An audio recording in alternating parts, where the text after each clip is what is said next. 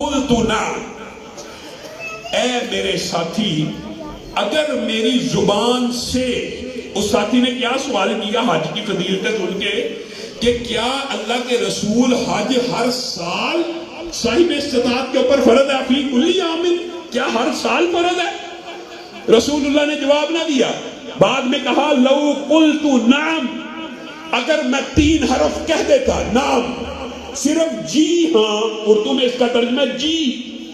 اگر آپ نے مجھ سے پوچھا کہ امت کے اوپر ہر سال کے لیے فرض ہے، اگر آپ کے جواب میں محمد صلی اللہ علیہ وسلم لو قلت نعم لوجبت، اگر میری زبان سے جی ہاں ادا ہو جاتا تو اللہ کی قسم میری امت کے اوپر ہر سال کے لیے فرض ہو جاتا۔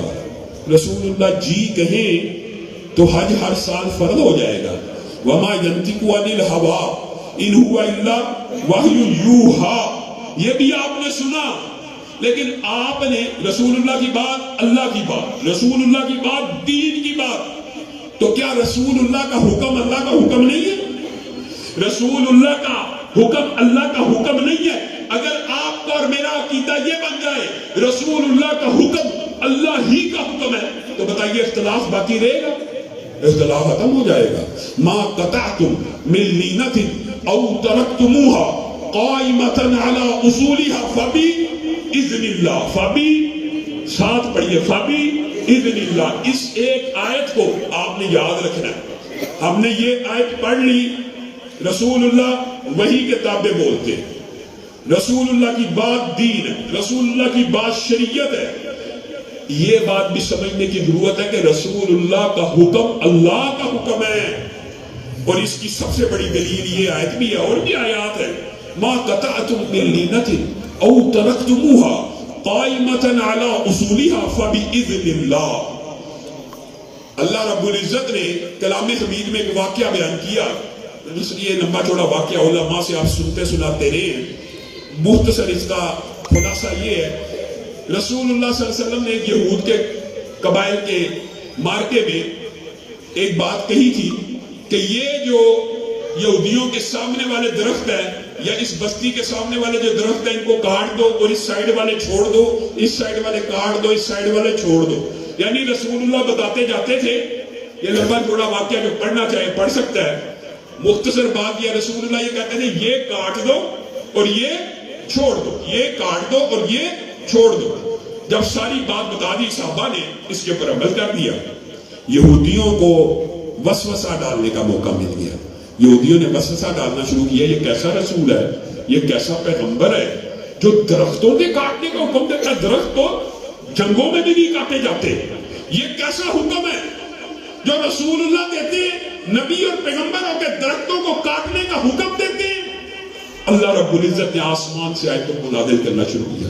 ما قطعتم من لینۃ، اللہ تعالیٰ نے آسمان سے ان آیتوں کو نازل کیا، نہیں تم نے کاٹے، نہیں تم نے چھوڑے، جو کھجور کے درخت یا جھاڑیوں کو جن کو رسول اللہ نے کاٹنے کا حکم دیا تھا یا چھوڑنے کا حکم دیا تھا، فباذن اللہ، وہ رسول اللہ کا حکم نہیں تھا، وہ کس کا حکم تھا؟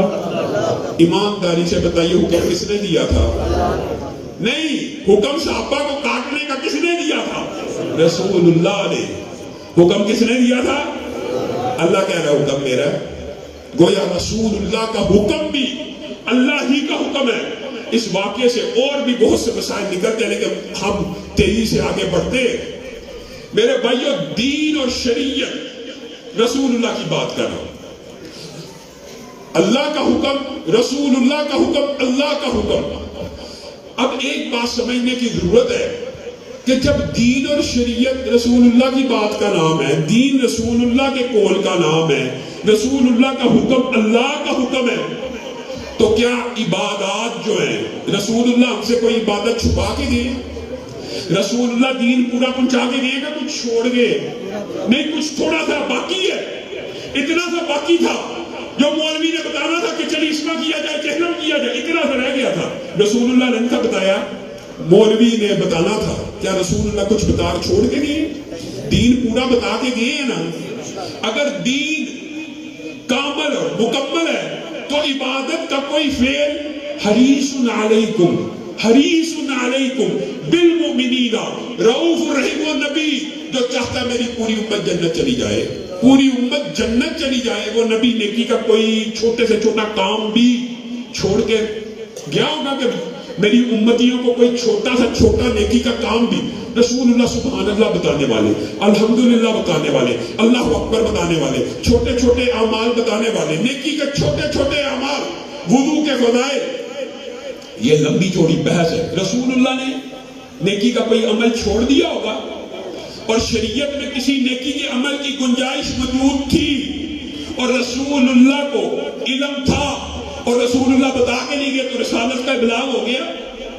رسول اللہ صلی اللہ علیہ وسلم دین پورا پہنچا کے گئے ہیں، دین پورا پہنچا کے گئے ہیں. اس کے بعد اب کوئی بندہ یہ کہے کہ میں ایک ایسا عمل جانتا ہوں جو رسول اللہ نے تو نہیں بتلایا، لیکن رسول اللہ نے تو نہیں بتلایا، دین پورا رسول اللہ نے تو نہیں بتلایا لیکن ہے نیکی کا، تو نیکی کا کوئی کام رسول اللہ بتائے بغیر دنیا سے جا سکتے ہیں؟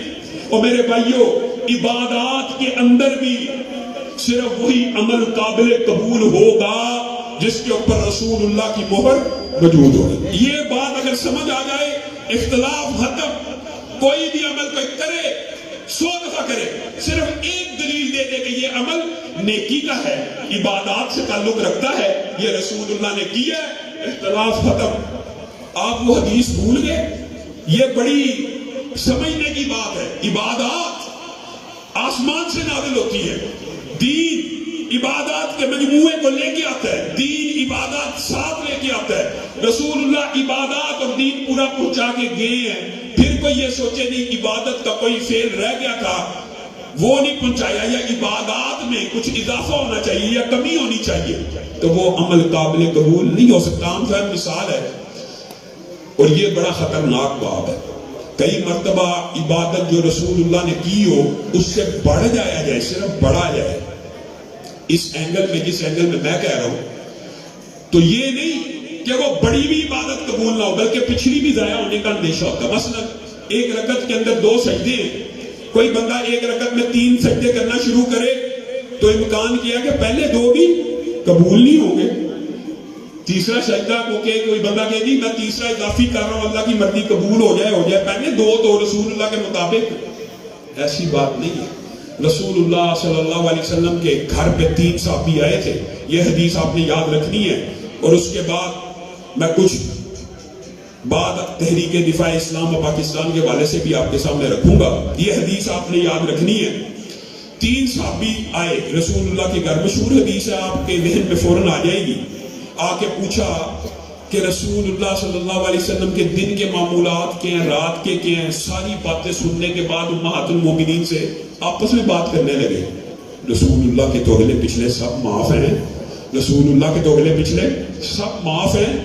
میں صوم الدہر رکھوں گا، میں آج کے بعد روزہ رکھوں گا اور کبھی روزہ نہیں چھوڑوں گا. ایک نے اعلان کر دیا.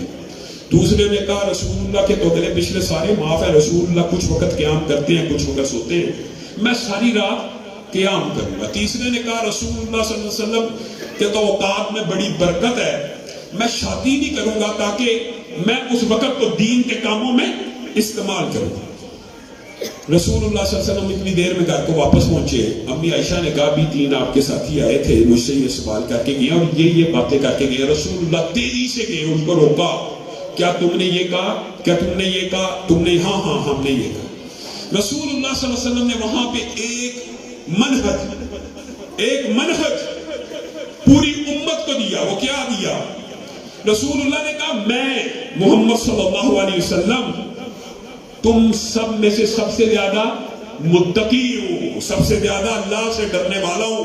میں پیر کا روزہ رکھتا ہوں، جمعرات کا روزہ رکھتا ہوں، باقی دن چھوڑ دیتا ہوں. تو کہتا ہے میں ہر روز روزہ رکھوں گا. تو نے یہ کہا میں ساری رات قیام کروں گا. میں اللہ سے سب سے زیادہ ڈرنے والا ہوں، سب سے زیادہ ڈرنے والا ہوں. میں سوتا بھی ہوں، قیام بھی کرتا ہوں، کبھی لمبا کرتا ہوں کبھی چھوٹا کرتا ہوں. میں اللہ سے سب سے زیادہ ڈرنے والا ہوں. تو کہتا ہے میں شادی نہیں کروں گا، شادی کرنا میری سنت ہے. اور ان تینوں کا جواب ایک جملے میں دیا، فمن رغب عن سنتی فمن راغبہ عن سنتی فمن راغبہ، یہ جو لفظ راغبہ ہے اس کے اوپر آپ نے غور نہیں کیا. جس نے میرے سنت سے اعراض کیا